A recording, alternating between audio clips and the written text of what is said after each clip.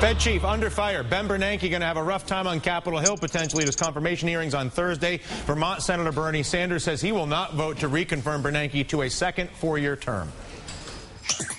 He is part of the problem. He is the smartest guy in the world. Why did he do anything to prevent us from sinking into this disaster that Wall Street caused and which he was a part of? No, I will not vote for Bernanke to stay on as chairman. And Senator Sanders is not alone. Note of all the legislation to come out so far, Senator Dodd at the Senate Finance Committee has been the most aggressive and explicitly has sought to reduce the Fed's powers in financial reform. Meanwhile, in a new op-ed in the Washington Post, Bernanke admits that the Fed and other world regulators indeed could have done more to rein in the excessive risk-taking that was going on as a result of the Fed providing cheap or free money to basically any bank that wanted it, but he does defend the bank's action and is rejecting lawmakers' attempt to audit the Fed as to which backdoor bailouts by the trillion they have provided and continue to provide to banks.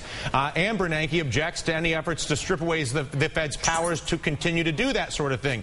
He writes, quote, "The Fed played a major part in arresting the crisis, and we should be seeking to preserve, not degrade, the institution's ability to foster financial stability and to promote economic recovery without inflation."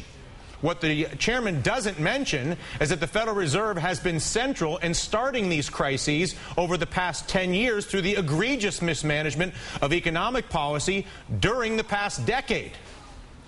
Money simply too cheap. Cheap money makes for all sorts of fun and games, from Bernie Madoff to Dubai to AIG. Meanwhile, back in 2005, at the height of the housing boom, again, banks making more money, the more money they lend. What's the best thing to lend to? Homeowners. Everybody wins, right? Good times. Bernanke dismissed economists' warnings about a possible collapse as a result of banks funneling money to try to collect those beautiful fees into our housing market. Take a listen to the Fed chief. It's a pretty unlikely possibility. We've never had a decline in house prices on a nationwide basis. So what I think is more likely is that house prices will slow, maybe stabilize, might slow consumption spending a bit. I don't think it's going to drive the economy too far from its full employment path, though. We all know the statistics. I won't recount them to you. It was slightly different. What about the subprime mortgage meltdown? Bernanke missed that one, too. Here's what he said in February of 2007. There's not much indication at this point that subprime mortgage issues have spread into the broader mortgage market, which still seems to be healthy, and the lending side of that still seems to be healthy. We welcome back to the morning meeting Senator Bernie Sanders. He's an independent from the state of Vermont. He says Bernanke indeed should go. Quite simply, Senator, why? He's part of the problem. The middle class in America is collapsing. We've seen incredible greed and recklessness and illegal behavior on Wall Street. This guy was running the ship, and he didn't see it, and he allowed it to happen.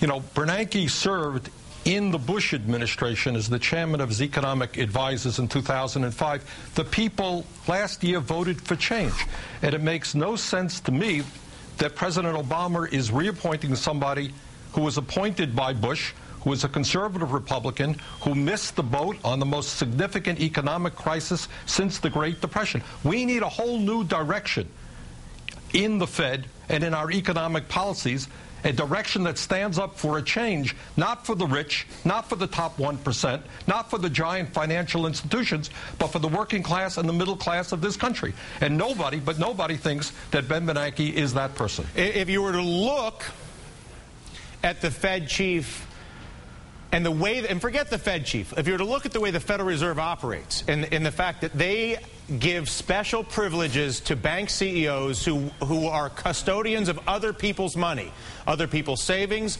other people's business profits, other people's life insurance policies, and the U.S. taxpayer gives those businesses, unlike any other, like the police get special privileges carrying weapons, etc. in public, the banks get special privileges from the taxpayer, easy access to money. What is wrong with the Fed chief providing free money to the banks without disclosing the collateral or anything about it? Why should the Fed chief not be allowed to give freely trillions of dollars to bank CEOs to do whatever they want with and not have to disclose it?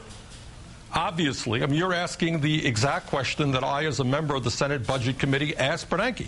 And I said to him last year, you know, you have lent out trillions of dollars of taxpayer money at zero interest to huge financial institutions. Can you tell me, Mr. Bernanke, which institutions received that money? And you know what his answer was? I don't. No, I won't tell you. And on that day, I introduced legislation which would demand that he tell us, and in fact, that passed the Senate. We haven't gotten it past the Congress yet. We're working on, with Ron Paul, an audit of the Fed.